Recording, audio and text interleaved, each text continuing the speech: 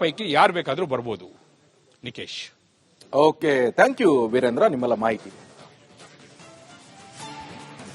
ನೋಡಿ, ಕಾಂಗ್ರೆಸ್ನ ನೂತನ ಶಾಸಕಾಂಗ ನಾಯಕನ ಆಯ್ಕೆಯನ್ನು ಮುಗಿತು.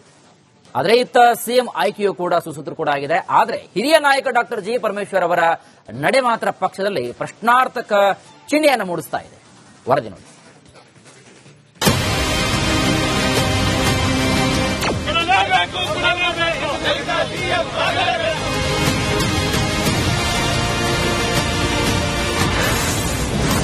ಡಿಸಿಎಂ ಹುದ್ದೆಗಾಗಿ ಡಾಕ್ಟರ್ ಜಿ ಪರಮೇಶ್ವರ್ ಪಟ್ಟು.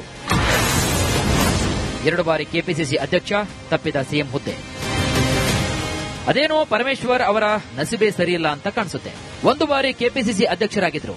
ಡಿಕೆ ಶಿವಕುಮಾರ್ಗೆ ಮುಖ್ಯಮಂತ್ರಿ ಸ್ಥಾನ ಒಲಿದೇ ಬಿಡ್ತು. ಆದ್ರೆ 2 ಬಾರಿ ಕೆಪಿಸಿಸಿ ಅಧ್ಯಕ್ಷರಾಗಿ ಪಕ್ಷ ಸಂಘಟಿಸಿದ್ರೂ ಕೂಡ ಸಿಎಂ ಪಟ್ಟ ಮಾತ್ರ ಒಲಿಯಲೇ ಇಲ್ಲ.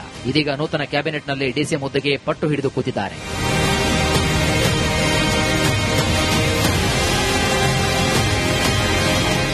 ಈಗ ಇರುವಂತಹ ಪ್ರಶ್ನೆ, ದಲಿತ ನಾಯಕ ಪರಮೇಶ್ವರ್ ಅವರ ರಾಜಕೀಯ ನಡೆ ಏನು ಅನ್ನೋದು. ಯಾಕಂದ್ರೆ ಪರಮೇಶ್ವರ್ ಅವರ ಮುಂದಿನ ಸಿಎಂ ರೇಸ್ನಲ್ಲಿ ಗುರುತಿಸಿಕೊಂಡಿದ್ರು. ಆದ್ರೆ ಹೈಕಮಾಂಡ್ ನಿರ್ಧಾರದಂತೆ ಡಿಕೆ ಶಿವಕುಮಾರ್ಗೆ ಪಟ್ಟ ಸಿಕ್ಕಿದೆ. ಈಗ ಪರಮೇಶ್ವರ್ ಅವರು ಸಣ್ಣ ಪುಟ್ಟ ಮಂತ್ರಿ ಸ್ಥಾನ ಕೊಡಬೇಡಿ, ಡಿಸಿಎಂ ಹುದ್ದೆನೇ ಬೇಕು ಅಂತಿದ್ದಾರೆ. ಹೀಗಾಗಿ ಹೈಕಮಾಂಡ್ ನಾಯಕರು ಪರಮೇಶ್ವರ್ ಅವರಿಗೆ ಬುಲಾವ್ ನೀಡಿದ್ರು. ಅದರಂತೆ ರಾಹುಲ್ ಗಾಂಧಿ ಮತ್ತು ಹೈಕಮಾಂಡ್ ನಾಯಕರನ್ನ ಭೇಟಿಯಾಗಿ ಬಂದಿದ್ರು. ಆದರೆ ಹೈಕಮಾಂಡ್ ನಾಯಕರು ನಡೆಸಿರುವಂತಹ ಮನವೊಲಿಕೆ ವಿಫಲವಾಗಿದೆಯಂತೆ. ಇದೇ ಬೆನ್ನಲ್ಲೇ ಇವತ್ತು ಕೆಪಿಸಿಸಿ ಕಚೇರಿ ಮುಂದೆ ಮತ್ತು ಶಾಸಕರ ಭವನದ ಮುಂದೆ ಪರಮೇಶ್ವರ್ ಬೆಂಬಲಿಗರು ಪರಮೇಶ್ವರ್ಗೆ ಅನ್ಯಾಯ ಆಗಿದೆ ಅಂತ ಪ್ರತಿಭಟಿಸಿದರು.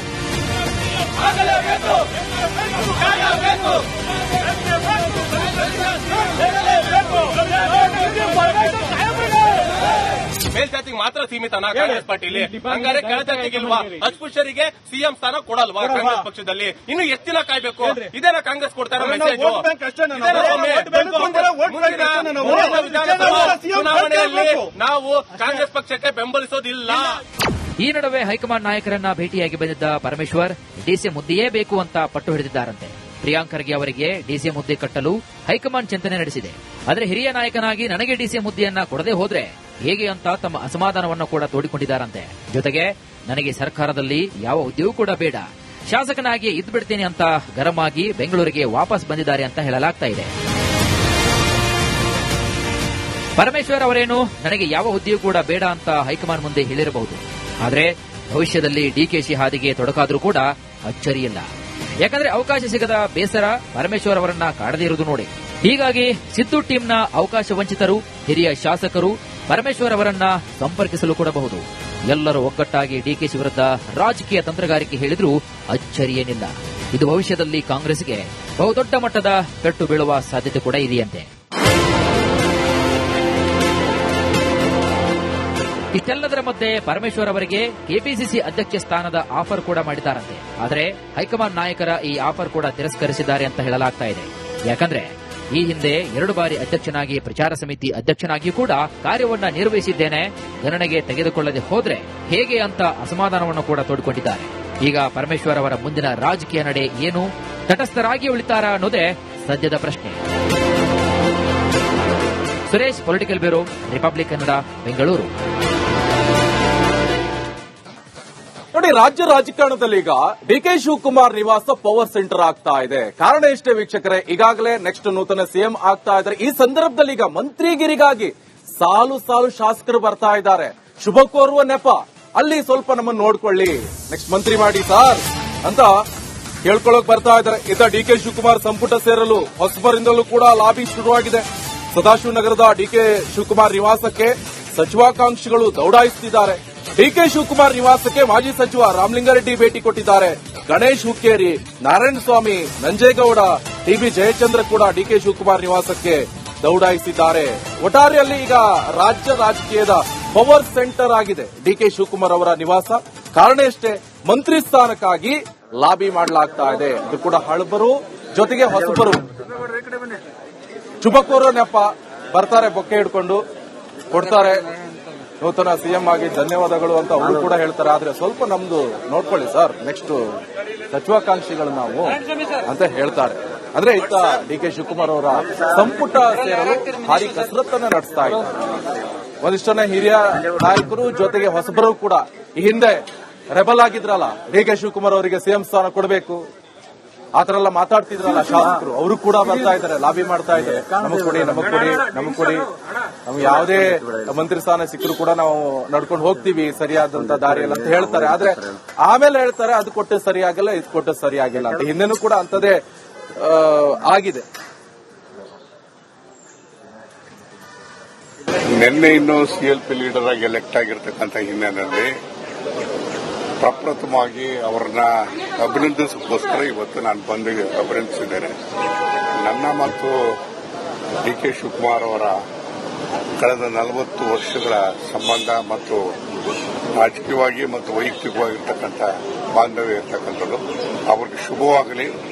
ಮುಂದೆ ಎಲ್ಲ ಸಮಸ್ಯೆಗಳು ಕೂಡ ಎದುರಿಸುವಂತಹ ಸಾಮರ್ಥ್ಯ ಅವರಿಗೆ ಧೈರ್ಯ ದಯಪಾಲಿಸಲಿ ಅಂತ ಹೇಳಿ ನಾನು ಪ್ರಾರ್ಥಿಸಿದ್ದೇನೆ. ಮತ್ತೆ ಎಲ್ಲ ರೀತಿಯಲ್ಲೂ ಕೂಡ ಅವ್ರ ಜೊತೆಗೆ ಸಹಕರಿಸೋದಕ್ಕೆ ನಾನು ತಯಾರಾಗಿದ್ದೇನೆ.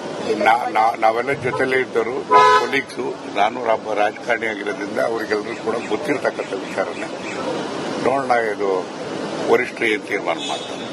ನಿನ್ನೆ ಇನ್ನು ಸಿಎಲ್ಪಿ ಲೀಡರ್ ಆಗಿ ಎಲೆಕ್ಟ್ ಆಗಿರ್ತಕ್ಕಂಥ ಹಿನ್ನೆಲೆಯಲ್ಲಿ ಈಗ ಯಾರು ಸೇರ್ಬೇಕು ಯಾರೆಲ್ಲ ಅಂತಕ್ಕಂಥದ್ದು ಹೈಕಮಾಂಡ್, ಮುಖ್ಯಮಂತ್ರಿಗಳು, ಮಾಜಿ ಮುಖ್ಯಮಂತ್ರಿಗಳು ಎಲ್ಲ ತೀರ್ಮಾನ ಮಾಡ್ತಾರೆ. So definitely whatever party ಯಾರಿಗೆ ಏನ್ ಮಾಡ್ಬೇಕು ಅಂತಕ್ಕಂಥ ಯೋಚನೆಯಲ್ಲಿ ಪಾರ್ಟಿ ಇದೆ. ಸೊ ನಮ್ wish is that anybody can become. So we have to wait and watch. CM ಇದು ಸಿದ್ದರಾಮಯ್ಯ ಅವರು ಇವಾಗಲೇ ಹೇಳಿದ್ದಾರೆ, ಅವ್ರಿಗೆ ಮೊದಲಿಂದ ಹೋರಾಟದ ಈ ಸರ್ಕಾರ ಬಂದಿದ್ದ ದಿವಸದಿಂದ ಆದ್ರೆ ಈಗ ಅವಕಾಶ ಇದೆ. ಈ ಅವಕಾಶದಲ್ಲಿ ನಮಗೆ ಕೋಲಾರ ಜಿಲ್ಲೆಗೆ ಮಂತ್ರಿ ಅವಕಾಶ ಮಾಡಿಕೊಡ್ಬೇಕು. 6 ಜನ MLA ಕ್ಷೇತ್ರ ಅದು 4 ಜನ ಕಾಂಗ್ರೆಸ್ ಇದ್ದರೂ ಸಹಿತ ನಮಗೆ ಮಂತ್ರಿ ಸಿಕ್ಕಿರಲಿಲ್ಲ. ಈಗ ನಮ್ಮದು ಡಿಮ್ಯಾಂಡ್ ಏನಂದ್ರೆ, ನಮ್ಮಲ್ಲಿ ಸೀನಿಯರ್ ಒಬ್ಬರಿದ್ದಾರೆ, SN ನಾರಾಯಣಸ್ವಾಮಿ, 3 ಬಾರಿಗೆ ಶಾಸಕರಾಗಿರುವಂತವರು, ರೈಟ್ SN ರೈಟ್ ಕ್ಯಾಂಡಿಡೇಟ್, ಅತಿ ಹೆಚ್ಚಿಗೆ ಇರುವಂತ ಜನಾಂಗ. ಇನ್ನೊಂದು ಮೇಜರ್ ಕ್ಯಾಸ್ಟ್ ಒಕ್ಕಲಿಗಾಸ್, ಮತ್ತೆ ನಾನು ಕೂಡ ಇದ್ದೇನೆ. ಸರ್ವೇ ಸಾಮಾನ್ಯವಾಗಿ ಎಲ್ರಿಗೂ ಕುತೂಹಲ ಇರ್ತದೆ, ಬಟ್ ಹೈಕಮಾಂಡ್ ಏನ್ ಮಾಡಿದ್ರೆ ಅದಕ್ಕೆ ತೀರ್ಮಾನ ರೆಡಿ ಇರ್ತೀವಿ. ಯಾಕಂದ್ರೆ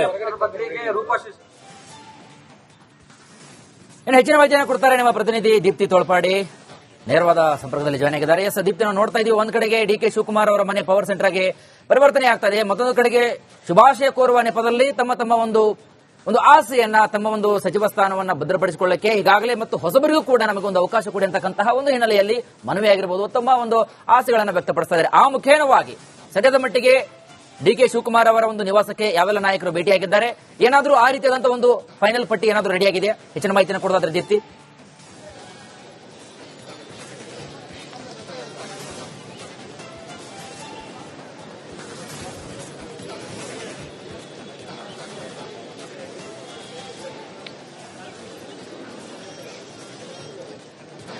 ವೀರೇಶ್, ನಿಯೋಜಿತ ಸಿಎಂ ಡಿಕೆ ಶಿವಕುಮಾರ್ ಅವರ ಸದಾಶಿವನಗರದ ನಿವಾಸ ಏನಿದೆ ಪವರ್ ಸೆಂಟರ್ ಆಗಿ ಬದಲಾಗಿರುವಂತದ್ದು. ಒಂದ್ ಕಡೆ ಯುವ ಶಾಸಕರು ತಮಗೆ ಸಚಿವ ಸ್ಥಾನವನ್ನ ಕೊಡಬೇಕು ಅನ್ನೋ ಒಂದು ಬೇಡಿಕೆಯನ್ನ ಮುಂದಿಟ್ರೆ, ಈಗಿರುವಂತಹ ಮಾಜಿ ಸಚಿವರು ತಮ್ಮ ಸಚಿವ ಸ್ಥಾನವನ್ನ ಭದ್ರಪಡಿಸಿಕೊಳ್ಳೋದಕ್ಕೆ ಸಾಕಷ್ಟು ಪ್ರಯತ್ನಗಳನ್ನ ಮಾಡ್ತಾ ಇದ್ದಾರೆ.